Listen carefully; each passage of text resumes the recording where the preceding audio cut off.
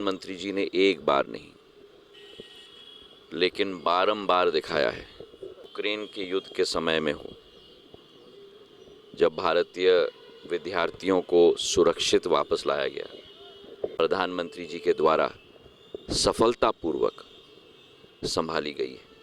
केंद्रीय मंत्री ज्योतिराज सिंधिया ने कतर से 8 रिटायर्ड भारतीय पूर्व नौसैनिकों के रिहा होने की खुशी जताई है। आपको बता दें, उन्होंने कहा कि प्रधानमंत्री नरेंद्र मोदी के नेतृत्व में एक बार नहीं बल्कि बार बार दिखाया गया है कि वे केवल प्रधानमंत्री नहीं, प्रधान सेवक हैं, प्रधान रक्षक हैं। जी हाँ, केंद्रीय मंत्री सिंधिया ने कहा कि यूक्रेन युद्ध के समय में विदेश में फंसे भारतीय छात्रों को निकालने का मामला हो या अथवा कोई और मौका, उन्होंने अपनी जिम्मेदारी को बखूबी निभाया है। जी हाँ, विदेशों से सुरक्षित भारतीयों को लाने में महत्वपूर्ण भूमिका निभाई। तो उन्होंने कहा कि पिछले 10 सालों में ऐसी कई घटनाएं हुई जब भारतीयों को सुरक्षित लाने का मसला सामने आया है। उन्होंने हर भारतीय की रक्षा की है। उन्होंने कहा कि प्रधानमंत्री देश के 140 करोड़ लोगों के अलावा विदेशों में रह रहे 2.5 करोड़ लोगों के प्रति भी अपनी जिम्मेदारी समझते हैं, जो 110 देशों में अपना जीवन यापन कर रहे हैं। केंद्रीय मंत्री सिंधिया ने कहा, बेरोजगारी की समस्या से निपटने के लिए 10 लाख लोगों को रोजगार देने का लक्ष्य रखा गया है। इसमें से 1 लाख लोगों को जल्द ही रोजगार मिलने वाला है। तो वहीं अपने पूर्वज महादजी सिंधिया जी की पुण्यतिथि पर उन्हें याद करते हुए केंद्रीय मंत्री ने कहा कि महादजी सिंधिया ने पानीपत की तीसरी लड़ाई के बाद एक बार फिर मराठा सेना को इकट्ठा किया और देश के लाल किले पर हिंदवी स्वराज का झंडा फहराया था। आपको बता दें, छत्रपति शिवाजी महाराज के सपनों को पूरा करने में महादजी सिंधिया ने बेहद महत्वपूर्ण भूमिका निभाई है। इसमें इतिहास का गवाह है। आपको बता दें, उनके 16 पूर्वजों ने मुगलों और अंग्रेजों से लड़ते हुए अपने प्राणों की आहुति दे दी थी। आज महादजी महाराज की पुण्यतिथि है और जिन्होंने इस भारत की एकता और अखंडता बनाने के लिए छत्रपति शिवाजी महाराज का सपना हिंदवी स्वराज का साकार किया था। पानीपत की तीसरी लड़ाई के बाद जब मराठा फौज ने अपने जीवन का बलिदान दिया देश की एकता और अखंडता बनाए रखने के लिए, मेरे परिवार के 16 पूर्वज ने देश के लिए अपना जीवन का बलिदान दिया। महादजी महाराज ही एक ही मेरे वंशज बचे थे उस पानीपत की तीसरी लड़ाई में, और वो भी रणभूमि में बहुत गंभीर रूप से घायल, उनका पैर कट गया था और एक अपाहिज होने के बावजूद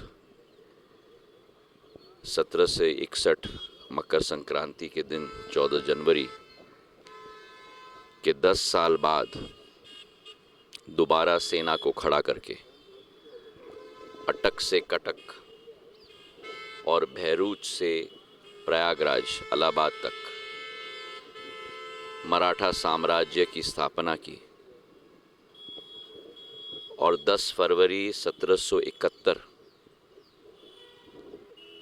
पहली बार एक हिंदू राजा ने लाल किले पर अपनी नाग निशानी ध्वज को स्थापित की और दिल्ली के लाल किले से एक भारत और श्रेष्ठ भारत की विचारधारा के साथ लोक सेवा और जन सेवक के रूप में शासन किया 32 वर्ष 1803 तक। उनकी सोच और विचारधारा थी कि आक्रमणकारियों को भारत के बाहर ही रोकना होगा,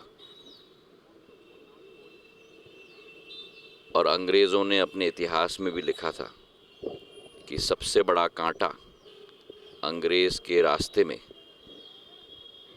महादजी शिंदे हैं, अगर उनको हटा दिया तो हिंद का रास्ता साफ होगा। मेरे पूर्वज ने अपनी साम्राज्य नहीं बनाई, छत्रपति शिवाजी महाराज का सपना साकार किया, विकास और प्रगति की शासन बनाई। बहुत कम लोगों को मालूम है, लेकिन यमुना से पहली बार दिल्ली को पानी देने की योजना महाजी महाराज के समय में स्थापित हुई थी। दिल्ली के सारे सुएज के लाइंस महाजी महाराज के समय में स्थापित हुई थी। 12 हिंदू राव अस्पताल जो जाना जाता है आज, वो भी उनके समय में स्थापित थी। और केवल वो नहीं, लेकिन भारत की आध्यात्मिक शक्ति को भी पुनर्जीवित करने के लिए मराठाओं ने, जिसमें महाजी महाराज भी शामिल हैं, चाहे काशी हो, चाहे मथुरा हो, चाहे इलाहाबाद हो, मंदिर घाट की स्थापना अहिल्याबाई होलकर जी के साथ, महारानी बैजाबाई जो महाजी महाराज की बहू थी। तो भारत की एकता और अखंडता बनाए रखने के लिए, भारत की आध्यात्मिक शक्ति स्थापित करने के लिए जो विराट कदम इन्होंने लिए हैं, आज उनकी स्मृति मेरे दिल में चिरस्थायी है और उनको मैं प्रणाम करने के लिए आज उपस्थित हूँ। भारत की बड़ी विदेश नीति की जीत हुई है। कतर से जो पूर्व सैनिक थे, 3 सैनिक, उनको रिहा कर दिया गया। मध्य प्रदेश के इसमें शामिल थे, सात भारत आ गए। प्रधानमंत्री नरेंद्र मोदी जी के नेतृत्व में प्रधानमंत्री जी ने एक बार नहीं, लेकिन बारंबार दिखाया है कि उनके कार्यकाल में वे केवल प्रधानमंत्री नहीं हैं, वे प्रधान सेवक हैं, वे प्रधान रक्षक हैं।